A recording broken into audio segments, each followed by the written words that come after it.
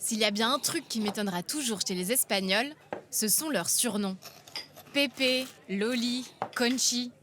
Pendant des années, j'ai cru que mon amie Chema s'appelait Chema, avant de découvrir que son vrai prénom était José María. Chema, José María, y a pas un truc qui cloche? Et pourtant, en Espagne, tout le monde trouve ça parfaitement normal. C'est presque plus étrange d'appeler quelqu'un par son prénom que par son, écoutez bien, hypocoristico, le nom espagnol donné à ce type de diminutif. Alors qu'en France, c'est plutôt l'inverse.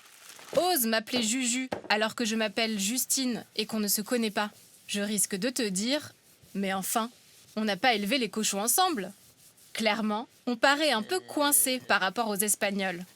Mais pourquoi pour eux c'est si intégré? Eh bien, comme souvent dans l'histoire, la religion y est pour quelque chose. À l'époque médiévale, le catholicisme domine largement la société. Il est donc très courant d'avoir un prénom issu des saints ou de figures bibliques, souvent précédé de Marie. María de los Dolores, Marie des douleurs en bon français, María de la Soledad, Marie de la solitude, María del Perpetuo Socorro, Marie du perpétuel secours, María de las Angustias, Marie des angoisses. Vraiment? Et attention, certains de ces prénoms existent encore aujourd'hui. Donc, depuis des siècles, il a fallu adoucir tout ça.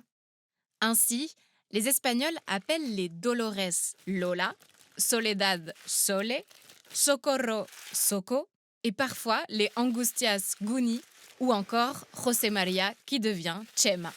Il y a une certaine logique, n'est-ce pas? Mais comment expliquer les très courants Pepe pour José et Paco pour Francisco? Il y a une théorie très répandue.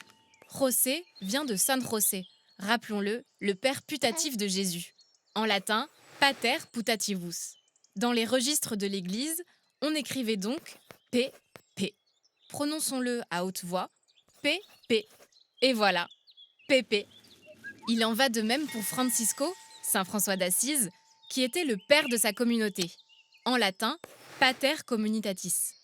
Dans les registres, on notait PC. Et dans le langage parlé, cela s'est transformé en Paco. Mais il existe plein d'autres théories. Et tous les autres prénoms, les Espagnols adorent les adoucir. Ajouter des ito, des ita, Juanito, Anita. Sur ce point-là, en France, on poursuit le même objectif. Une façon tendre et familière de nommer nos proches. Emmanuel, Manu, Julie, Juju. Mais la grande différence, c'est qu'en France, ça reste réservé au cercle intime. Alors qu'en Espagne, ces surnoms sont devenus si populaires qu'ils ont souvent remplacé le prénom officiel. Francisco de Lucia, c'est Paco de Lucia. Rosa Elena de Palma, c'est Rosy de Palma.